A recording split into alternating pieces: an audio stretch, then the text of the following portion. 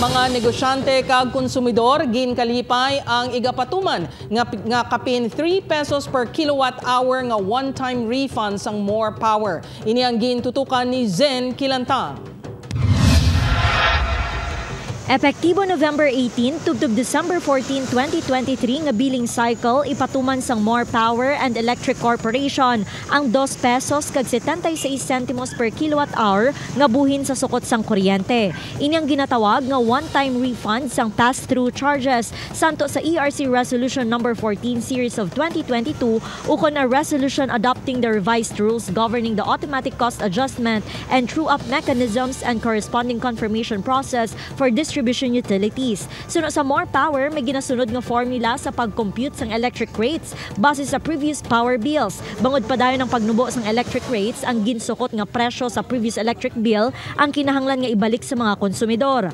Ang ini nga refund naga-cover sang accumulated differences sa billed amount sang pass-through charges halin Enero hasta Setyembre sa sini nga tuig, kung ikumpara naton sa allowable na network revenues. Ang refund ang ginkalipay naman sa mga konsumidor, ilabi na sa mga may negosyo. Sa aton nga daily consumption, ma'am, ti makabulig na ang ara nga bagay.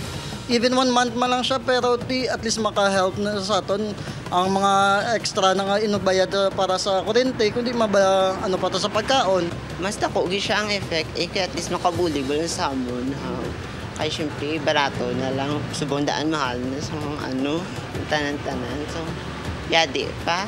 Ang iloy nga si Jollibee, yara sa 600 to 700 pesos ang monthly bill. Dako kuno nga bulig ang makinot sini sa pagnubo sa presyo sang kuryente. Kung makabulig idi kay syempre gatas bata namon kundi makadugang-dugang patudaan. Magabalik naman ang regular rate nga 10 pesos kag 55 centavos per kilowatt hour sa residential kag 9 pesos and 87 centavos sa commercial rate sa masunod nga billing period. Samtang ginpahayag naman sang Ileco Uno nga hindi pa sila makapatuman sang one-time refunds sa karon. Regarding na sa under recovery, may ara kita sila nga computation, no?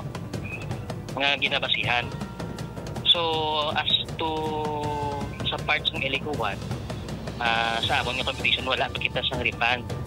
Pero once nga mag-reach ang threshold na set sang ERC like 10%, so may ara makita nga automatic refund sa aton yung mga consumer. Upod kay Cirilo Randuque, Zen Kilantang, One Western Visayas.